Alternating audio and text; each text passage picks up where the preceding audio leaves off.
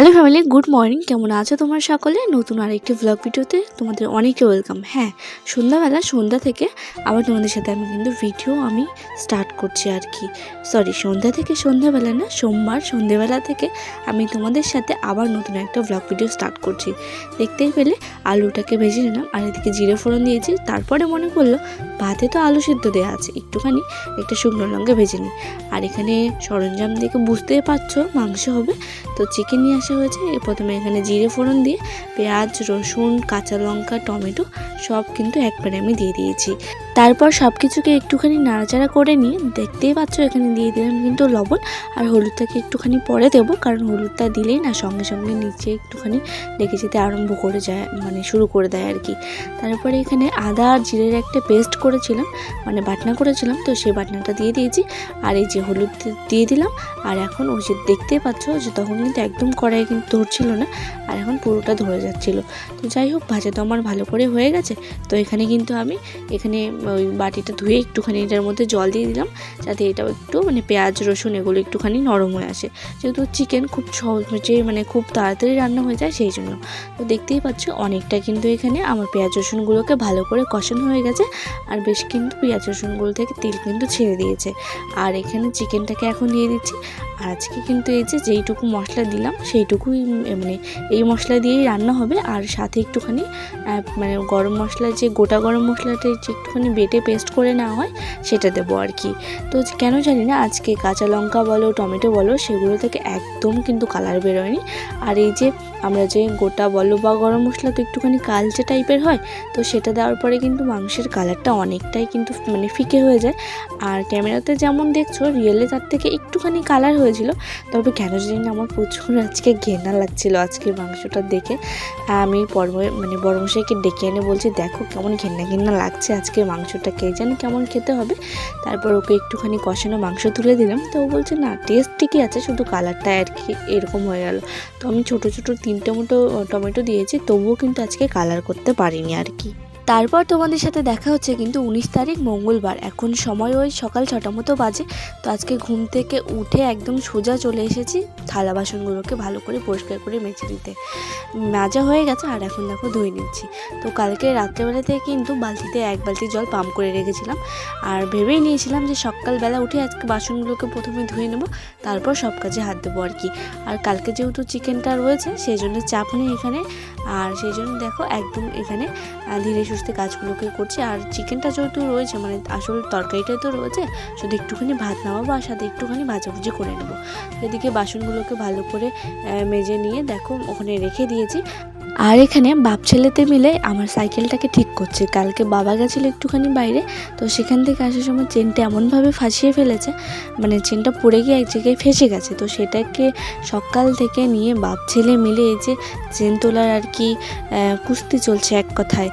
সকাল থেকে অনেক যন্ত্রপাতি বের করে চেনটাকে তোলার চেষ্টা হচ্ছে।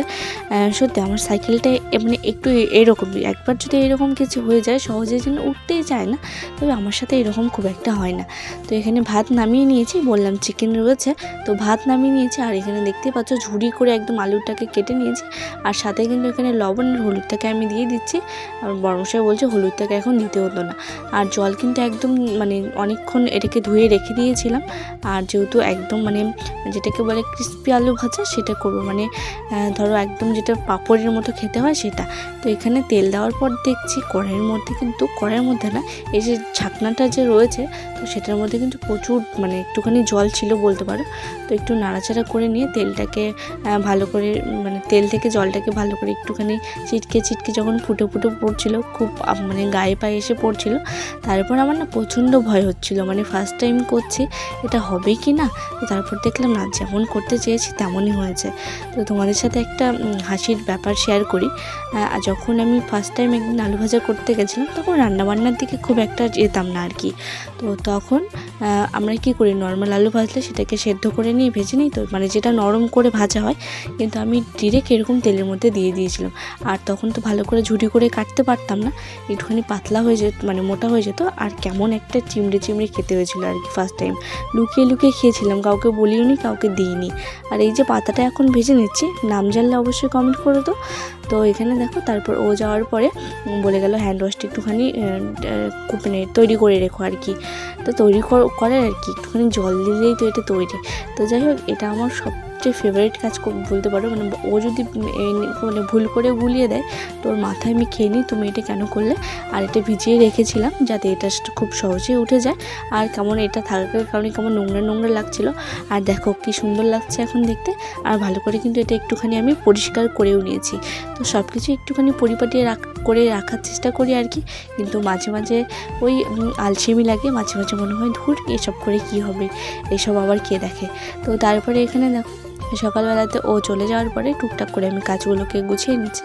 আর এত গরম পড়েছে না, ভারী কাজ করতে ইচ্ছে করছে না। তো সেই জন্য হালকা কাজগুলো এখন টুকটুক করে নিচ্ছে আর কি। তো এখানে কালকে কাঁচা লঙ্কা নিয়ে এসেছিলো, তো সেগুলোকে এমনি শুধু ক্যারি ব্যাগ থেকে ঢেলে এখানে রাখা হয়েছিল। তো এখন দেখো ভালো করে ক্যারি ব্যাগ থেকে বের করে নিয়ে বোটাগুলোকে ছাড়িয়ে, মানে ক্যারি ব্যাগ থেকে তো কালকেই খোলা হয়েছে, এখন বোটাগুলোকে ছাড়িয়ে রাখছি।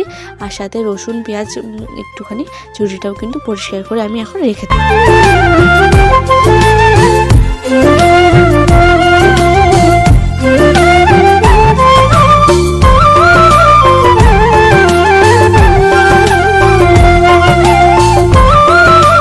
আজ প্রায় 15 দিন মতো এরকম পর আমি কিন্তু ভিডিওতে ব্যাকগ্রাউন্ড মিউজিক ইউজ করলাম। তো যেই চ্যানেল থেকে আমি ব্যাকগ্রাউন্ড মিউজিকগুলো নিই, তো সে একটা ভিডিও পোস্ট করেছে, দেখলাম যে তার ভিডিওতে তার মিউজিকটা নিলে আর কি, মানে আমাদের ভিডিওতে তার মিউজিক ইউজ করলে কপিরাইট পড়বে কি না।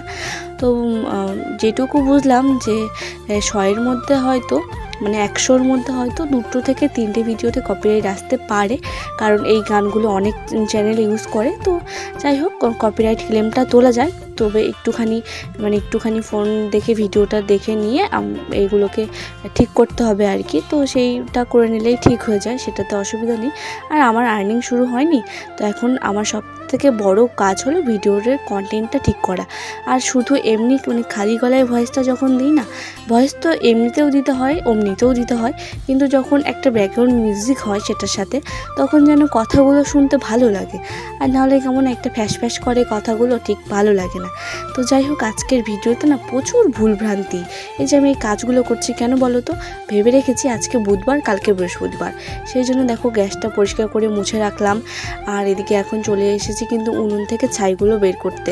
যেমন আজকে কাজের ভুল করেছি, তেমন কিন্তু একদম মানে অনেক কথা গুলিয়ে যাচ্ছে, ভুলভাল কথা বলে ফেলছি।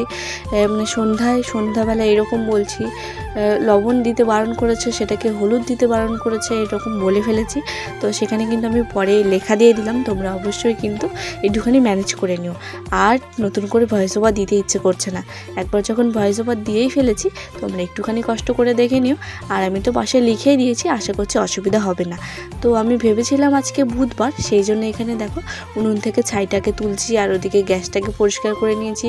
এদিকে আবার কড়াই, এগুলো সব কিছুকে কিন্তু একদম নামিয়েছি, যাতে একদম কালকের জন্য মানে প্রিপারেশনটা করে রাখতে পারি। যেহেতু কালকে যদি বৃহস্পতিবার হতো আর কি, অনেকটাই চাপ হয়ে যেত, সেই জন্য আমি এদিকে কাজগুলো কিন্তু বৃহস্পতিবার মনে করে এদিকে একটুখানি এগিয়ে রাখছি। তো এদিকে গ্যাসটাকে ভালো করে পরিষ্কার করে নিয়ে উনুন থেকে ছাইগুলোকে বের করে নিয়েছি। তারপরে এখন দেখো বৃহস্পতিবার ভেবে আমি কিন্তু মজার মানে ভাবছি যে আমার কাজগুলো তো খুব সুন্দর হয়ে যাচ্ছে। তবে সব কাজ বলতে শুধু এই কাজটা যে করে রাখছি, এটাই আমার একটুখানি আর কি এগিয়ে থাকবে। তাছাড়া এই গ্যাসে তো আবার রান্না করতে হবে, আমিষ করতেই হবে, কারণ নিরামিষ একটা গোটা দিন আবার বৃহস্পতিবারে রয়েছে, তো কেউই খাবে না। তো এখন দেখো উনুনের পাটটাকে কিন্তু একদম ভালো করে লিপে নিচ্ছি। আর ভাতের হাঁড়িটা যে রেখেছি, সেটাকে আমি যখন হাঁড়িটা রাখি তার আগেই কিন্তু ভালো করে লিপে রেখেছিলাম। আর ওই হাতে না ভাতের হাঁড়ি মানে ছুঁতে নেই, তবুও যখন মানে মনে থাকে না আগে করতে, তখন ওই নাতা হাতেই কিন্তু একদম ছুঁয়ে মানে করতে হয়, কারণ আবার এই কলের পাড়ে গিয়ে হাত ধুয়ে আসে, এটা একদম মানে বিরক্ত লাগে আর কি, সেই জন্য করে নিই। তো চলো এখন ঝটফট করে সুন্দর করে রান্নাঘরটা কিন্তু লিপে নিই।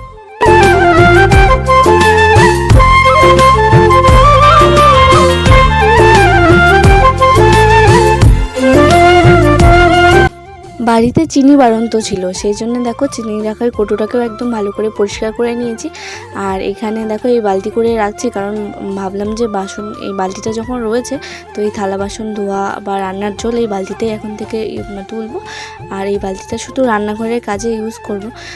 এই কালো বালতিটাও ভালো, শুধু এইটা কলের পাড়েই রাখা হয়। আর এই টুকটাকি জামা কাপড় এসবই কাচা হয়। এই বালতি বাথরুমে নিয়ে যাওয়া হয় না, শুধু এই কলের পাড়েই থাকে আর কি। আর টুকিটাকি কাজে একটুখানি ব্যবহার করা হয় এই মাত্র। তবে রান্নার জিনিস রান্নার ঘরে রাখা ভালো, আলাদা করে রাখাই ভালো। তো এখানে দেখো ধরার কাপড়গুলোও কিন্তু আমি ভালো করে ধুয়ে নিয়েছি কালকে বৃহস্পতিবার মনে করে। আর যখন আমি এই কাজগুলো করছিলাম তখন আমি জানতে পারলাম যে আজকে বুধবার না, আজকে মঙ্গলবার, বুধবার রয়েছে তারপরে বৃহস্পতিবার। তো যাই হোক, এই ভুলভাল কাজ করছি, সাথে আজকে ভুলভাল কথা বলছি ব্লগে। ভুলভাল বলতে কথা ওলট পালট হয়ে যাচ্ছে, ভুল হয়ে যাচ্ছে অনেক কথায়। তো আজকে একটু তোমরা ম্যানেজ করে নাও আর কি, কিছু বলার নেই। তো এখন দেখো স্নান করে পুজোটা করে নিয়ে জামা কাপড়গুলোকে এখন কিন্তু ঠিকঠাক করে আমি এখানে মেলে দিচ্ছি। আকাশ এখন আবার মেঘলা করে রেখেছে, আর সাথে কিন্তু দিয়েছে প্রচণ্ড গরম।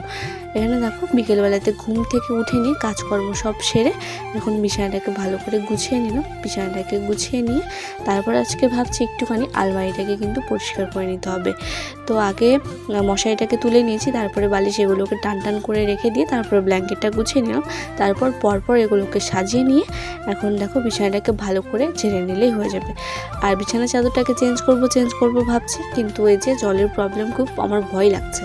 তো যখন আলমারিটা কেনা হয় তখন বলেছিল যে এমনি সার্ফের জল দিয়ে পরিষ্কার করলেই হবে, কিন্তু সার্ফগুলো এখানে আবার কে দেবে, তাই না? তাই একটুখানি জল ছিটিয়ে নিয়ে কিন্তু একটা হালকা সুতির কাপড় দিয়ে এটাকে একদম প্রেস করে আমি এইভাবে পরিষ্কার করে নিই। কখনো এমনি শুকনো কাপড় দিয়েও পরিষ্কার করে নিই, যখন যেটা আর কি। আজকে ইচ্ছে হলো তাই একটুখানি জল ছিটিয়ে দিয়ে পরিষ্কার করে নিলাম, কারণ সার্ফ জল তো ইউজ করতেই বলেছে যে তাহলে রঙের কিন্তু কিচ্ছু হবে না, যত ইয়ে করো চটে যাবে না। 5 বছরের গ্যারান্টি দিয়েছে, সারা জীবনের জন্য না আবার। তো এইভাবে কিন্তু এখন আলমারিটাকে কিন্তু ভালো করে আমি পরিষ্কার করে মুছে নিচ্ছি। তো এই ছিল আজকের ছোট্ট মোট্ট একটা ব্লগ। কেমন লাগলো আজকের এই ব্লগটা অবশ্যই কিন্তু কমেন্ট করো। যদি ব্লগটা ভালো লেগে থাকে তাহলে কিন্তু অবশ্যই ভিডিওটিতে একটা লাইক করো। আর আমার প্রতিদিন ভিডিও পেতে কিন্তু অবশ্যই চ্যানেলটিকে সাবস্ক্রাইব করতে হবে। আমার এই চ্যানেলে প্রত্যেক দিন ঠিক দুপুর 2টোর ভিডিও আসে। তো চলো আজকের মতো এখানেই টাকাটা, দেখা হচ্ছে পরের দিন, টাটা।